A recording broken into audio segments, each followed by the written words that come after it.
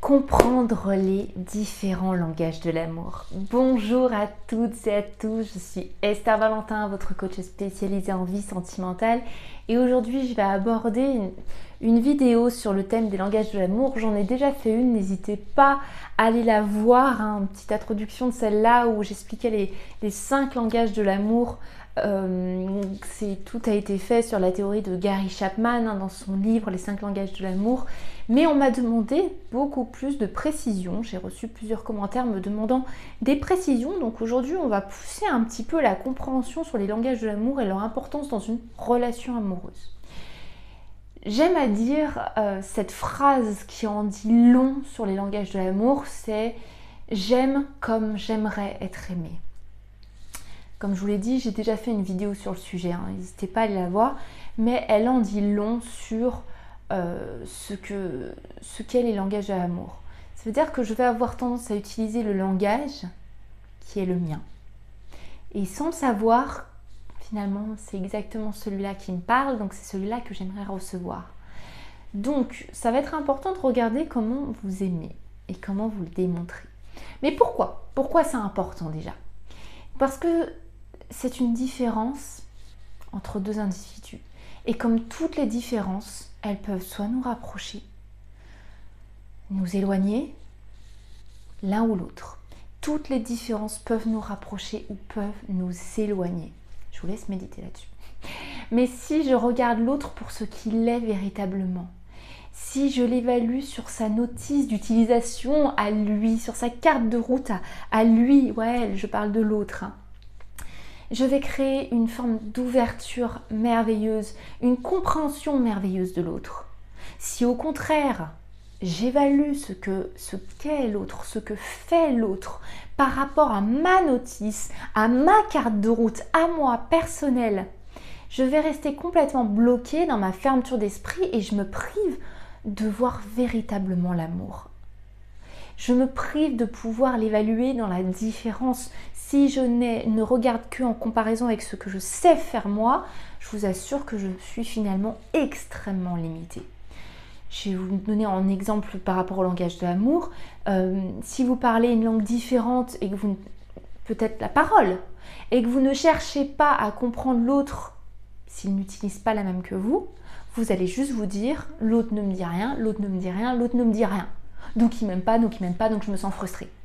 En fait, vous allez alimenter ce manque d'attention et ce manque d'amour simplement parce qu'en fait, sans vous rendre compte, c'est malgré soi, un petit peu d'indulgence envers soi aussi, on n'a pas conscience qu'on ne parle pas le même langage.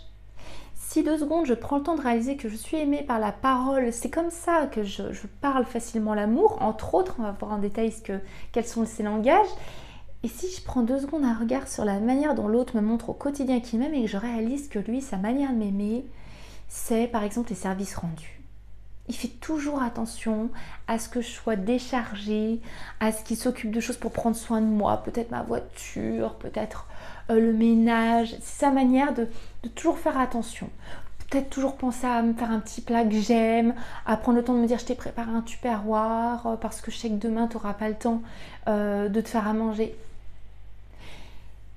Mais s'il ne parle pas, ne fait pas de compliments, ne dit rien, vous allez juste vous dire mais il m'aime pas, parce que vous ne l'avez pas regardé à travers lui-même et vous l'avez regardé uniquement à travers votre propre regard très fermé. On est là pour ouvrir ce regard, justement. Donc se connaître soi et son propre langage de l'amour pour finalement mieux comprendre ce qui peut filtrer notre compréhension de l'autre et de l'amour qu'il nous porte et de la manière qu'il nous apporte cet amour, c'est déjà essentiel, c'est déjà énorme. Pour mieux communiquer, on passe toujours par une meilleure compréhension de soi. Tout démarre de là. Et c'est ce qu'on est en train de faire. Puis ensuite, comprendre et apprendre la nouvelle langue de son partenaire pour grandir, pour faire grandir la relation, ça peut être un magnifique bonus. Mais évidemment, ça doit se passer dans la réciprocité. Si vous faites tous ces efforts, cette démarche d'aller apprendre un autre langage, mais que vous n'en recevez pas en face, alors pas exactement au même rythme, mais en même temps, vous pouvez être la personne qui va influencer la relation à fonctionner comme ça, à gagner d'un autre langage. Mais le but est aussi que cette réciprocité s'installe au fur et à mesure, mais ça peut être un bonus merveilleux de vous ouvrir à un autre langage. C'est comme si vous rentrez dans un autre pays et que vous étiez très fermé, vous disiez c'est à eux de tous parler comme je parle. Vous ne le feriez pas. On s'adapte un petit peu. L'amour, c'est aussi ça. Cette forme de rester qui on est, mais de s'adapter en même temps pour faire finalement une espèce de bonus énorme où on a grandi. Vous comprenez? Maintenant, on va refaire un point rapidement sur ces fameux 5 langages pour vous les repériez chez vous et chez l'autre, tout simplement. La parole, je vous en ai parlé.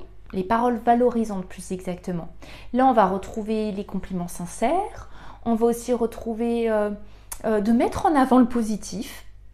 Et oui, mettre en valeur le positif à travers son discours plutôt que de toujours rabâcher le négatif, c'est de la parole valorisante.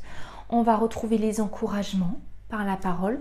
Et tout ça, ça fait du bien, entre autres, mais c'est pour vous donner une approche que les paroles valorisantes, ce n'est pas uniquement des déclarations d'amour poétique. Il y a un tas de paquets de choses dans les paroles valorisantes et peut-être qu'on a complètement oublié d'en prendre conscience. Le deuxième langage, ça va être le toucher. Le toucher, en dehors des relations sexuelles, on est vraiment sur des langages d'amour, ça va être par exemple de prendre les mains. La personne vous prend les mains, vous prenez les mains, ou un petit bisou, des câlins, prend dans les bras comme ça. On est vraiment sur le toucher physique. Ça se voit, c'est un langage qui peut se ressentir rapidement, qui peut se voir du moment qu'on prend conscience de le voir. Les cadeaux, ensuite en troisième langage. Les cadeaux, comprenez bien que ça va pas être vous offrir des cadeaux qui ont une valeur financière extrêmement élevée. Dans le cadeau, il faut regarder l'intention. Ça veut dire que la personne qui offre des cadeaux a pris le temps de réfléchir au fait que c'est quelque chose qui allait vous faire plaisir. Si vous le prenez dans toute sa beauté, un cadeau, ça prend un temps de réflexion, un temps d'action, mais même s'arrêter, vous cueillir une fleur. La personne est à un moment, est avec vous, pas avec vous, s'arrête, s'imagine que ça puisse vous faire plaisir et est content de la réaction qu'il va vous procurer, est content de vous faire content, vous rendre content, contente. C'est beau. Prenez un cadeau dans toute sa valeur et ce n'est pas sa valeur finale, c'est souvent tout ce que ça induit. Ensuite, on va retrouver les services rendus qui, eux, peuvent passer beaucoup plus discrètement. Là encore, les services rendus, ça va être vous faire le ménage, ça peut être... J'entendais une fois beaucoup cet exemple de mon homme mari m'aime pas. Et en fait, en creusant, on se rend compte qu'il faisait toujours attention à ce que sa voiture, ses pneus soient gonflés, que la vidange soit faite. Il aimait dans quelque chose qu'il connaissait. Il faisait clairement attention au bien-être et à la sécurité de sa femme. Par contre, les paroles, il ne l'avait pas. Bref. Mais vous comprenez comme ça peut être important, comme on peut passer à côté de certaines choses. Et dans les services rendus, il y a cette forme un petit peu comme le cadeau de... Il y a une personne en face qui a pris ce temps de se donner une réflexion pour améliorer la qualité de votre vie, améliorer votre confort de vie. Ça peut être tout petit, mais vous sortir les poubelles. Évidemment, mettons de côté le fait qu'il faut entretenir à deux le logement si on vit en couple. Mais quand même, on ne pourra juste pas le faire aussi. La personne passe par l'idée d'améliorer, de vous décharger de quelque chose. C'est un service rendu. Et le dernier langage de l'amour, ça va être les moments de qualité. Les moments de qualité, ça va passer par du regard, de l'écoute. Ça va être de passer des moments à deux uniquement, aller au restaurant, faire autre chose. Ça va être de partager nos hobbies, nos activités. Ça veut dire que je peux ne pas être passionnée par le tennis, disons, mais mon chéri l'est et voilà, je vais aller, partons du principe que je vais m'y intéresser. Je ne vais pas me forcer. Si je déteste, j'y vais pas, mais d'aller voir un match pour partager ce moment. Parce que je sais que ça va être un moment de qualité et que ça va nous renforcer. Toujours cette solution de toute façon de gagnant-gagnant, mais c'est un exemple de partage d'activité. Aller se balader, ce sont des moments agréables.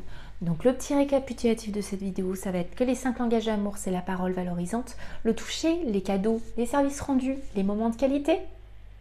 et que si c'est tellement important, pardon, c'est parce que nous n'avons pas tous les mêmes langages. En plus, vous avez vu que dans les langages, il y a plein de sous-titres, on va dire, à ces chapitres. Et dans ces langages, si on reste bloqué et focus uniquement sur ce qu'on veut sans avoir compris finalement notre manière de parler à nous, dans cette différence, on peut s'éloigner alors qu'en fait, il y aurait tout pour se rapprocher. Et moi, c'est ce que je vous souhaite, que les différences finalement vous rapprochent quand vous pouvez leur porter un regard différent et que vous ressentiez le bienfait que ça vous fait. Parce que si vous êtes dans l'effort et que même en faisant ça, vous ressentez toujours un mal-être, c'est pas le but. Là, on est en train d'apprendre à voir les choses différemment pour gagner en bien-être et ressentir la différence du bien-être que ça nous apporte d'avoir fait ça différemment. Voilà tout ce que je vous souhaite de beau. Donc j'espère vraiment que cette vidéo vous a plu. Si c'est le cas, n'hésitez pas à la liker. N'oubliez pas d'aller voir dans la barre de description, je vous mets toujours des petits e-books pour pousser le travail un petit peu plus loin, gratuit à télécharger. Et puis dans tous les cas, vous savez très bien que moi de mon côté, je ne vous lâche pas et que je vous retrouve très très vite dans une prochaine vidéo. Bye bye.